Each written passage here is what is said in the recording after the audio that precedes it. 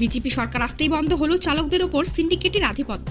রাজ্যে বিজেপি সরকার আসার পর সিন্ডিকেট বিরোধী পদক্ষেপের প্রত্যক্ষ প্রভাব পড়েছে দিনহাটা শহরে। দীর্ঘদিন ধরে টোটো চালকদের ওপর সিন্ডিকেটের নামে 5 টাকা করে ট্যাক্স দিতে হতো, যা এখন বন্ধ হয়ে গেছে।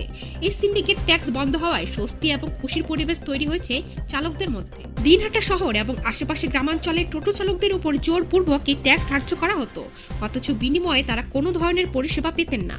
নতুন রাজ্য সরকারের গঠনের পরপরই এই সিন্ডিকেটের কার্যকলাপ বন্ধ হয়ে যায়, যা চালকরা স্বস্তির সঙ্গে স্বাগত জানিয়েছেন। টোটো চালক দুলাল মোদক বলেন, যেদিন থেকে জয় শ্রীরাম হয়েছে সেদিন থেকে 5 টাকা সিন্ডিকেট ট্যাক্স নেওয়া বন্ধ হয়ে গেছে, আর এতে আমরা সকলে খুশি। ট্যাক্স নেওয়ার ব্যাপারটা এসডিও না করে দিয়েছে, ওটা যে আমাদের কোনোভাবেই এটা নেওয়া যাবে না ট্যাক্সটা, কারণ এটা অনেক অসুবিধা হচ্ছে। আগে ডিসিশন হোক কী হবে তারপর। আর টোল গেটটা কালকে অর্ডার এসছে আমাদের, যে টোল গেট মানে কালকে রাতে অর্ডার এসছে, আজকে থেকে টোল গেট বন্ধ।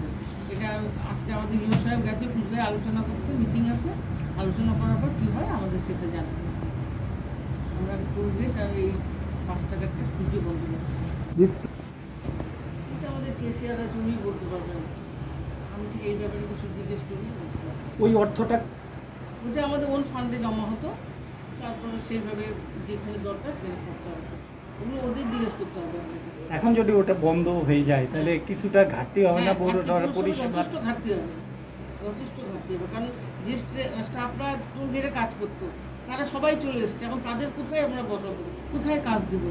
তাদের কাজ ছাড়ানো যাবে না, পার্মানেন্ট স্টাফ প্রচুর আছে। সমস্যাটা বিরাট সমস্যা।